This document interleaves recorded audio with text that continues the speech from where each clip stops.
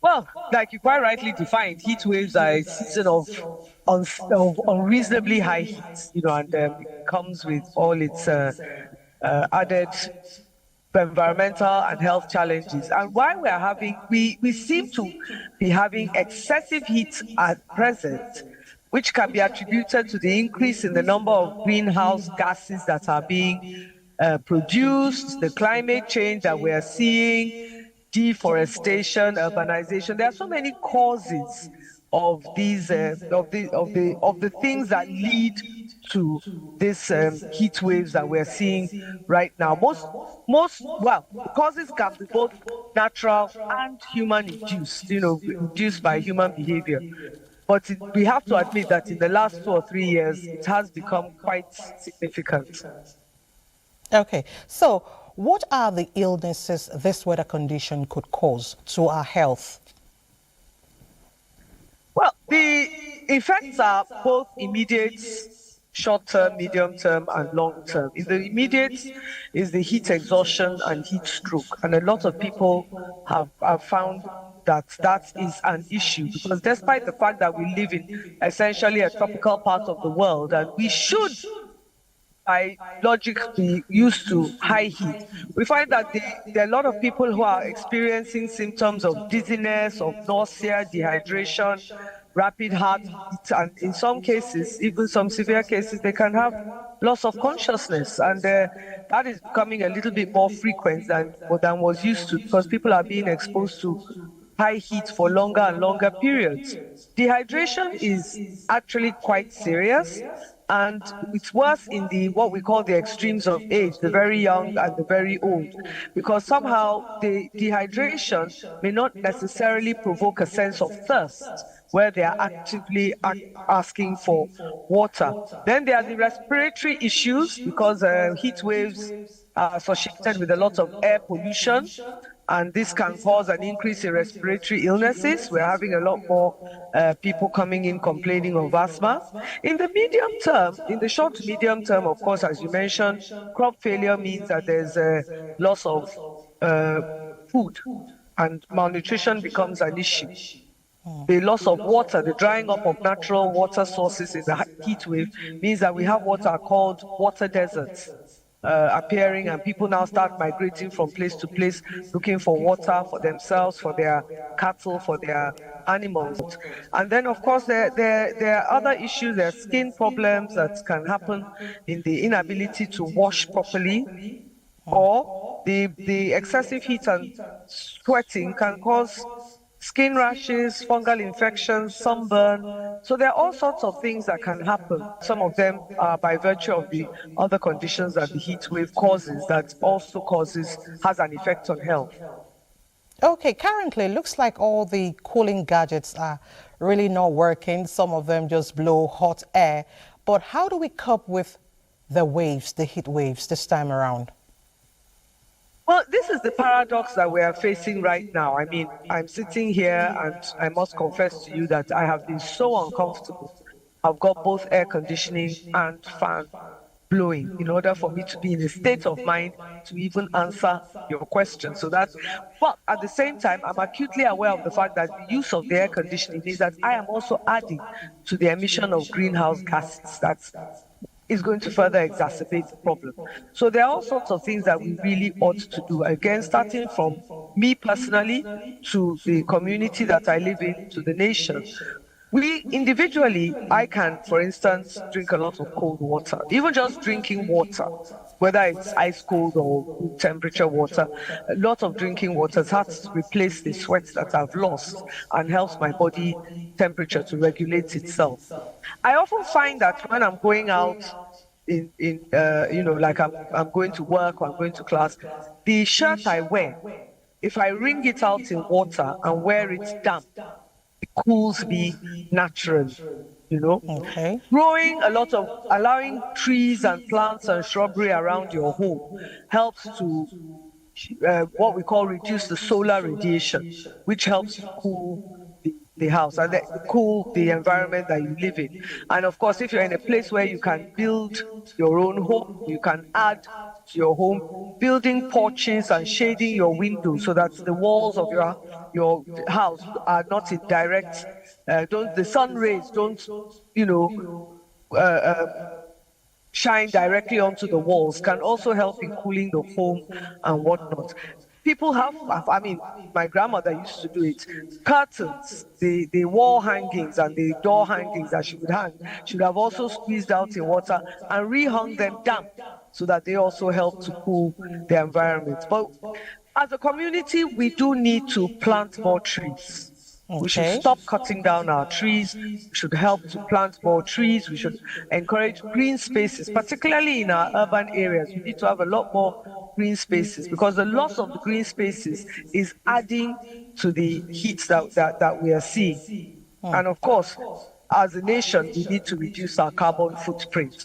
We need to look at more sustainable energy resources. We need to minimize waste. I forgot to mention that waste, refuse generation, methane. Methane is a gas produced by the decomposition of refuse and waste in our landfills. And that is something that we really need to make conscious efforts to reduce. Okay. Still talking about coping, what about food, the food we eat? Does food contribute to the uneasy feeling? What should we be eating now? What shouldn't we be eating now, currently? Now you're going to get me into trouble with all the food manufacturing companies. Ideally, it is what we call eat close to the ground. Okay. And that is increasing your intake of more natural foods that are one step away from the ground, as it were, fruits, vegetables, what I call one ingredient foods like the gari that the Yorubas make, eba, or fufu, or inyo, one ingredient forms the food, or else, and the food should be more natural, less processed. So a lot more fruits and vegetables, a lot more eating close to the ground, making sure that you are avoiding processed and packaged foods.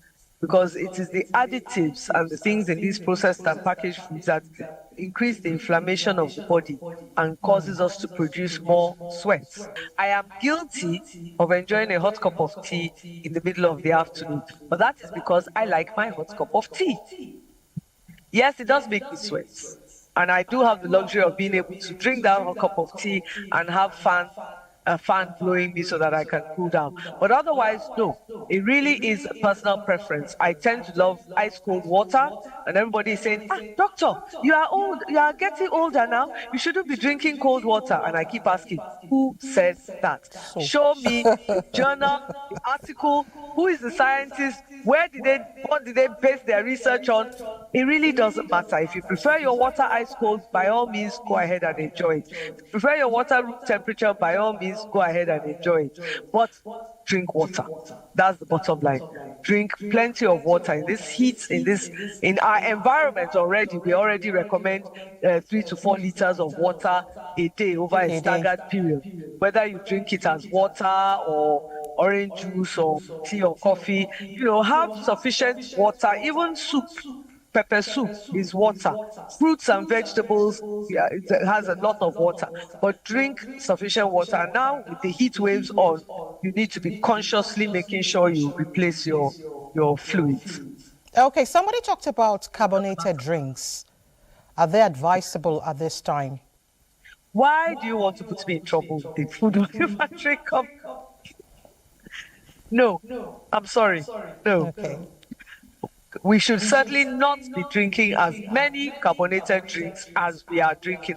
I'm very, very sorry, but carbonated soft drinks should be taken in absolute moderation.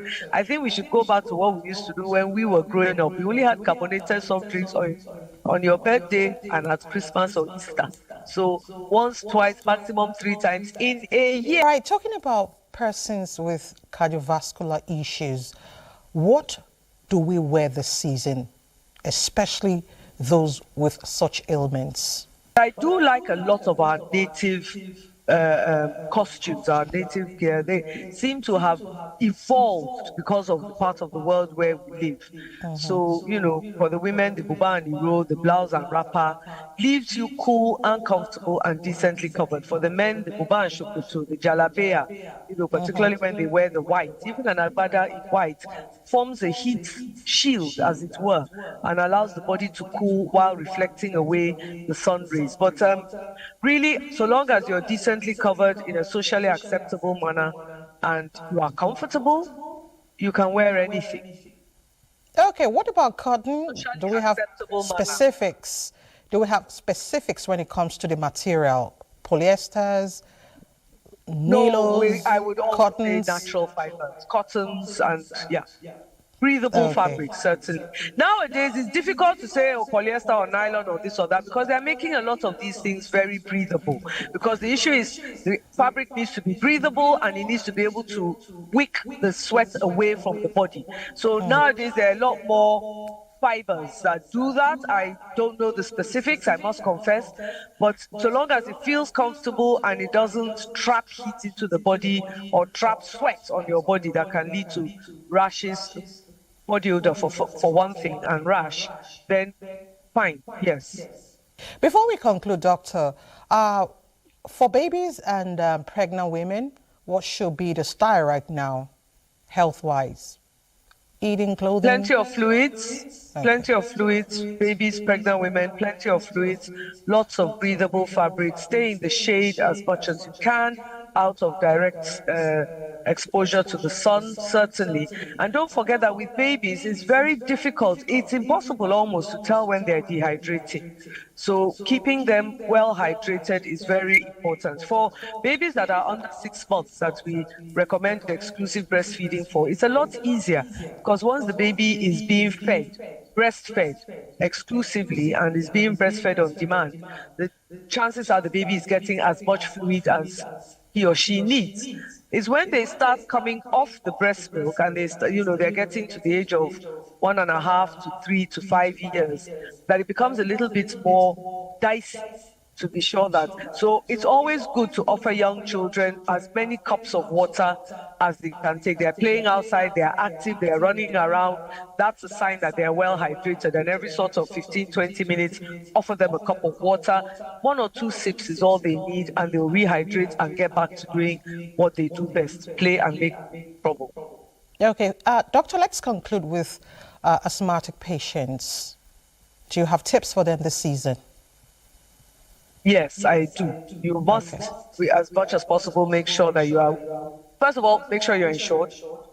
Make sure you have your healthcare provider as a backup, as a, what do you call it, rapid dial on your phone.